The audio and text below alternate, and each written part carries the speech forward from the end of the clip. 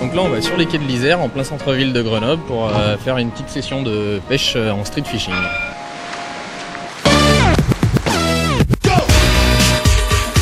Philippe vit à la campagne, mais son terrain de jeu c'est la ville. À 29 ans, ce mordu de pêche a fait sien l'univers des quais de Grenoble. À côté des voitures ou sous les ponts, ils sont une dizaine d'adeptes à Grenoble à pratiquer comme Philippe le street fishing ou pêche urbaine. On sort de son bureau, on sort de chez soi, on a la rivière sur le palier quoi. Hein.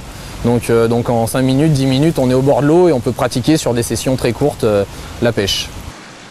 Ce matin, l'Isère est haute. Dans le tumulte d'une eau boueuse et agitée, la truite se fait rare. Et comme souvent dans la pêche urbaine, on peut ferrer autre chose que du poisson.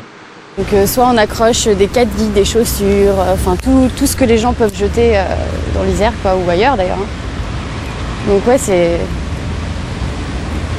beaucoup plus difficile. Voilà, par exemple là je m'étais accrochée quoi. Par exemple. Pas besoin d'une grande panoplie pour être un as du street fishing. Une canne à pêche, quelques leurres et une bonne paire de baskets pour arpenter la ville. Apparu dans les années 80 aux États-Unis et au Japon, le street fishing s'inscrit comme un rejeton des cultures urbaines. Pratiqué comme un sport de ville, il s'impose timidement chez les jeunes à la recherche d'une pêche moins monotone. C'est nous qui allons vers le poisson. Dans notre partie de pêche, on peut reprendre notre vélo, on se balade à pied pour remonter les quais, on peut reprendre un bus pour aller sur un autre spot, prendre un tram. Le but c'est d'utiliser aussi les transports en commun. Donc c'est vraiment aller chercher le poisson pour, selon les jours, selon les saisons, il n'est pas actif, pas au même endroit, etc. Donc le but c'est de trouver les poissons à cet endroit-là, quoi.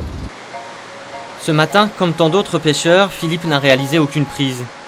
Dans quelques instants, il retournera au boulot. Et devinez où ? Philippe travaille comme guide à la Fédération de pêche de l'Isère.